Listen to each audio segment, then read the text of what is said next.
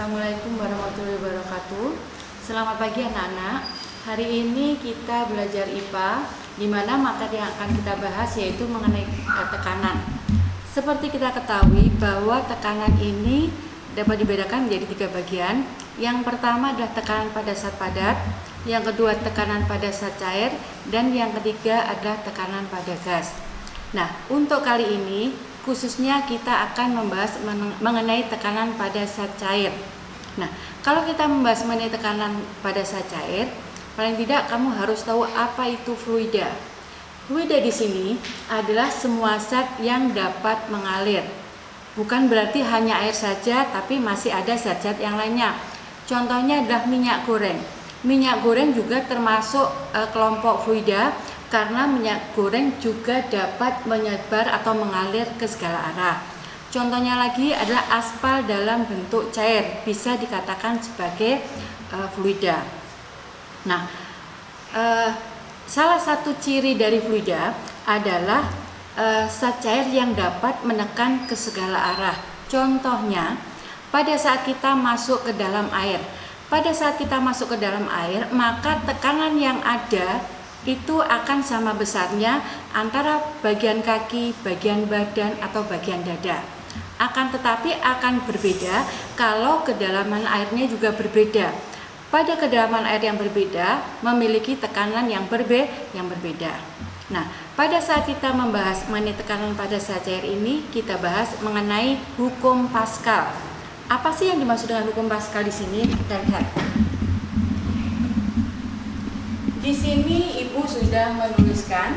Jadi, yang dimaksud dengan hukum Pascal di sini adalah jika suatu fluida diletakkan dalam ruang yang tertutup, maka apabila ada perubahan pada suatu titik akan diteruskan ke segala arah dengan merata dan sama besar. Apa contoh alat-alat yang prinsip kerjanya menggunakan hukum Pascal ini? Contohnya adalah pada sistem hidrolik, alat pengangkat mobil. Jadi pada saat kamu mengantarkan ayah kamu mencuci mobil, maka kadang-kadang mobil ini diangkat dengan menggunakan alat, di mana cara kerjanya menggunakan teori hukum Pascal di sini. Yang kedua adalah cara kerja rem atau cara kerja alat penggaruk tanah. Tetapi dalam kehidupan sehari-hari tidak semudah seperti itu. Nah, sekarang kita lihat saja pada contoh gambar di sini. Hukum Pascal di sini ini adalah suatu bejana berbunga, bejana. Di sini kita lihat ada 2 gambar. Yang pertama adalah memiliki diameter yang lebih kecil di sini, yang di sini memiliki diameter yang lebih besar. Dimana kalau kita lihat sini, ini adalah contoh dari piston ya. Di sini apabila tekanan kita berikan pada tabung yang pertama, nanti akan memiliki besar tekanan yang ada pada tabung kedua dengan sama besar, sehingga dapat ditulis menggunakan rumus F1 sama dengan F2, atau tekanan yang pertama sama dengan tekanan yang kedua.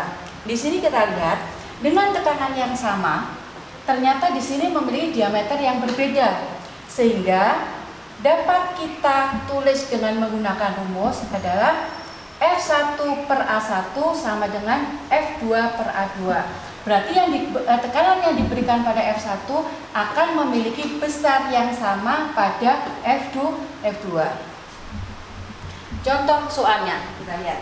Pada saat kita melihat ada alat pengangkut mobil hidrolik, di mana mempunyai luas penekan dengan luas yang pertama adalah 40 cm persegi, di mana alat itu diisi dengan cairan yang massa jenisnya adalah 1,6 gram cm kubik, di mana luas pengungkit mobil adalah 3 meter persegi.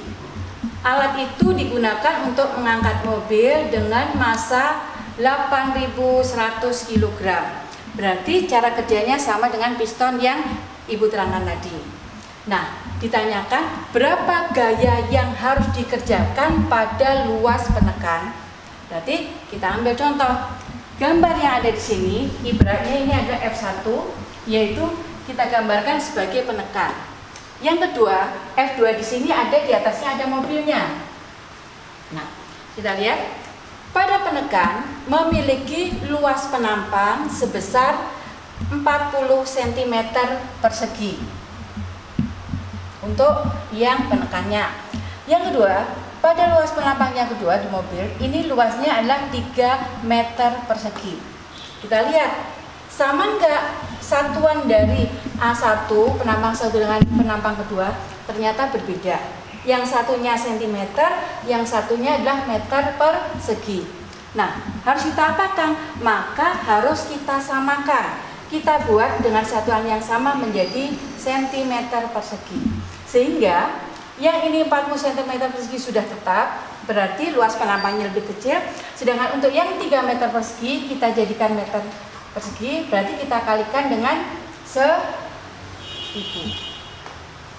Sehingga hasil luas penampang kedua adalah 30.000 cm persegi. Yang kedua, untuk yang mobil ini kita ketahui masa dari mobil itu adalah 8.100 kg. Nah, sekarang kita lihat di sini ada massa jenisnya, ada cairan yang dimasukkannya. Massa jenisnya adalah 1,6 gram meter persegi. Selanjutnya kita lihat. Seperti tadi Ibu kita katakan bahwa P1 sama dengan P2, di mana P1 dihasilkan dari F1 per A1, sedangkan P2 diperoleh dari F2 per A2. Kita lihat, P1 sama dengan F1 per A1. F1-nya belum kita ketahui, sedangkan A1 luas penampangnya tadi adalah 40 cm, ya kan? Nah, sekarang F2-nya adalah 81.000 dibagi dengan luas penampang yang kedua tadi, yang tadinya 3 meter sudah kita jadikan menjadi cm, sehingga hasilnya adalah 30.000. Sekarang kita coret, tinggal dicoret, ya kan? Sehingga akan dihasilkan F1-nya adalah 27 dibagi dengan 4. Sehingga akan diperoleh nilai sebesar 108 Newton. Berarti F1 atau gaya 1 yang diberikan pada piston yang pertama jumlahnya atau besarnya adalah 108 Newton. Nah, ini adalah salah satu contoh dari hukum Pascal yang dapat kita lihat pada saat kita mengangkat benda. Contohnya adalah pada mobil, pada tempat cuci mobil. Nah, untuk selanjutnya hitungan selanjutnya akan Ibu kasih tugas yang nanti Ibu kirim melalui Google Classroom dan kamu bisa lihat di situ, langsung kamu kerjakan di buku tulis dan nanti dikumpulkan melalui WA atau melalui Google Classroom itu secara langsung. Baiklah anak-anak, untuk hukum Pascal kali ini Ibu cukupkan sekian. Setelah hukum Pascal ini nanti kita akan membahas mengenai bejana berhubungan yang akan kita lakukan di lain waktu. Baiklah, assalamualaikum warahmatullahi wabarakatuh.